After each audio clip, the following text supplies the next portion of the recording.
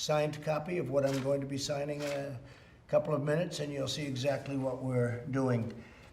They've had unchecked power to censor, restrict, edit, shape, hide, alter virtually any form of communication between private citizens or large public audiences.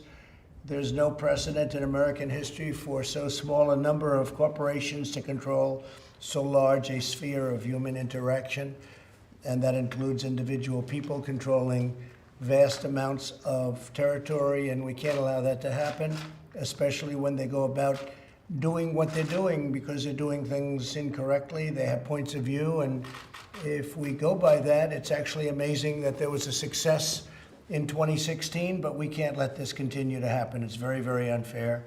And you look at the statistics and you look at what is going on, and I think everybody would very much agree with that, including Democrats, by the way. I saw quite a few Democrats are saying this is about time something is done. So let's see if they keep that decision after they hear that we agree with them. The choices that Twitter makes when it chooses to suppress, edit, blacklist, shadow, ban are editorial decisions, pure and simple. They're editorial decisions.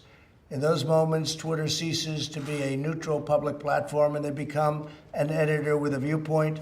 And I think we can say that about others also, whether you're looking at Google, whether you're looking at Facebook, and perhaps others. One egregious example is when they try to silence views that they disagree with by selectively applying a fact check, F-A-C-T, fact check. What they choose to fact check and what they choose to ignore or even promote is nothing more than a political activism group or political activism. And it's inappropriate. You look at what's happened, you look at where they're going, where they're coming from. I think you all see it yourselves. This censorship and bias is a threat to freedom itself. Imagine if your phone company silenced or edited your conversation. Social media companies have vastly more power and more reach than any phone company in the United States, more reach actually than your newspapers by far, more reach than a lot of your traditional forms of communication. Therefore, today I'm signing an executive order to protect and uphold the free speech and rights of the American people. Currently, social media giants like Twitter receive an unprecedented liability shield based on the theory that they're a neutral platform, which they are not an editor with a viewpoint. My executive order calls for new regulations under Section 230 of the Communications Decency Act to make it that social media companies that engage in censoring or any political conduct will not be able to keep their liability shield. That's a big deal. They have a shield. They can do what they want. They have a shield. They're not going to have that shield. My executive order further instructs the Federal Trade Commission, FTC, to prohibit social media companies from engaging in any deceptive acts or practices affecting commerce. This authority resides in Section 5 of the Federal Trade Commission Act. I think you know it pretty well. Most of you know it very well. I would think you know it quite well, right?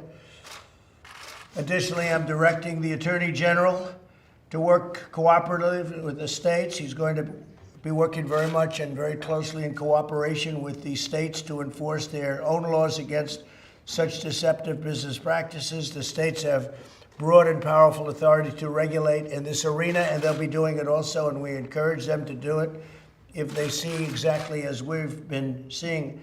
It's what they're doing is tantamount to monopoly, you can say. It's tantamount to taking over the airwaves. Can't let it happen. Otherwise, we're not going to have a democracy. We're not going to have anything to do with a republic.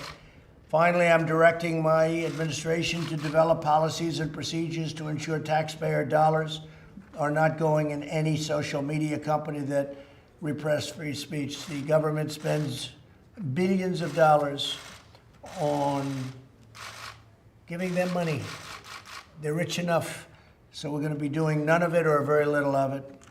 As president, I'll not allow the American people to be bullied by these giant corporations. Many people have wanted this to be done by presidents for a long time.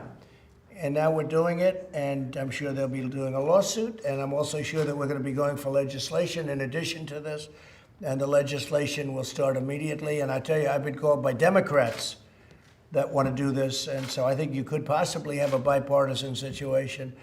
But we're fed up with it, and it's unfair, and it's been very unfair.